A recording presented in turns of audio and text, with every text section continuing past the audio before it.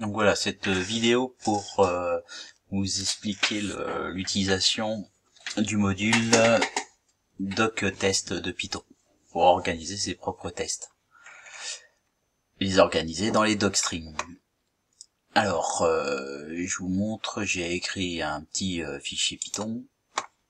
Donc voilà, une fonction qui teste la parité d'un nombre avec le reste de la division euclidienne. J'ai mis des docstrings ici. Et vous voyez comment regardez un petit peu la structure. C'est-à-dire que là, j'explique ce que fait la fonction, je donne les paramètres, je dis ce qu'elle renvoie. Il y a une condition universelle, il faut que le nombre, l'argument entré soit un nombre positif ou nul. Et j'ai traité quelques exemples. 6 est un nombre pair, 0 est un nombre pair, 1 est un nombre impair. Et regardez, je les annonce avec des chevrons. Donc cette partie-là va être testée lorsque je vais en fait demander à exécuter ce fichier. L'importer par exemple, pour la suite l'importer comme module. Donc, alors petite astuce, quand vous savez pas où vous avez mis vos fichiers, moi ce que je fais, je vais dans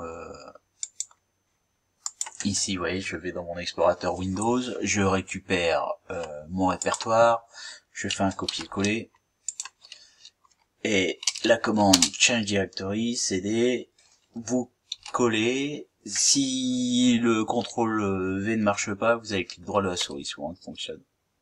Voilà, vous voyez, je suis dans le bon répertoire. Bon, j'ai peut-être mis un petit peu trop gros. Voilà, je regarde ce que j'ai mon LP3, bien ici. Donc ce que je peux faire tout de suite, c'est lancer une console Python, et puis importer pour pouvoir tester, donc importer mon module.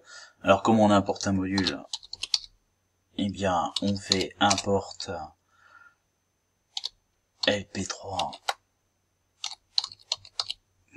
là j'importe. Je peux à la rigueur vérifier ce que j'ai dedans comme fonction.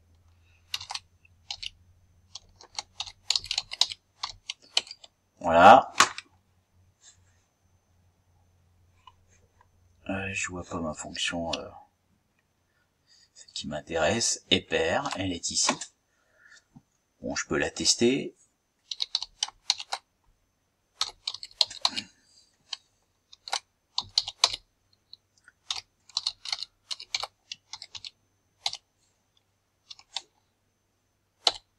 Voilà, 127 n'est pas un nombre pair.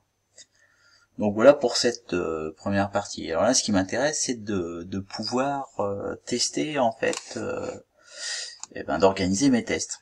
Alors, je sors de Python. Je vous montrerai, on peut le faire aussi dans Python, hein, mais j'ai fait un Jupyter pour ça. Et là, par exemple, voilà,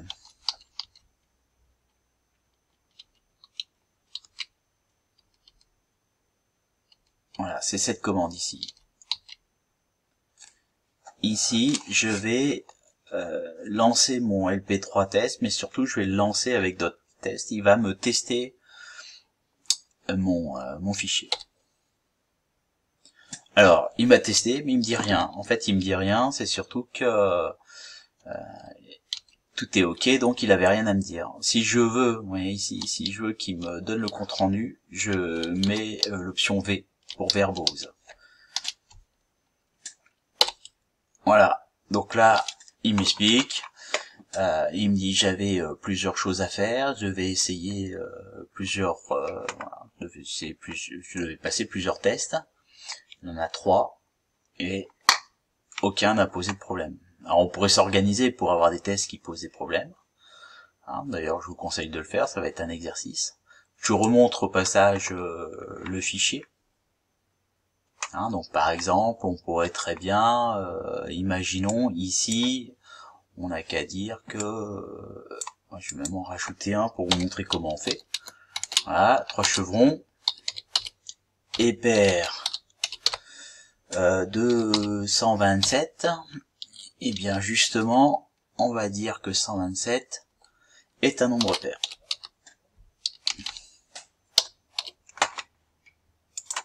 ce qui est faux. J'enregistre.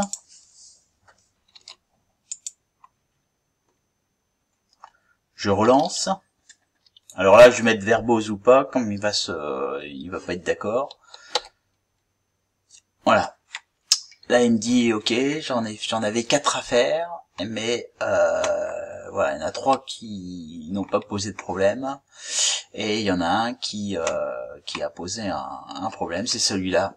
Il espérait vrai et il a obtenu faux. Donc, il nous fait le petit rapport. Donc, vous voyez, comme ça, vous pouvez documenter une fonction. Donc, je vais retirer tout de suite quand même cette partie-là. Vous pouvez documenter une fonction. Enfin, vous devez documenter une fonction pour que la personne qui va l'utiliser sache à quoi elle sert. Hein. Et puis les tenants et les aboutissants, les paramètres qu'elle renvoie, et vous pouvez organiser des tests à l'intérieur de votre docstream. Voilà, fin de cette première vidéo. Alors on pourrait aussi, vous voyez ici, il faut que A soit un nombre positif ou nul. On peut gérer des assertions.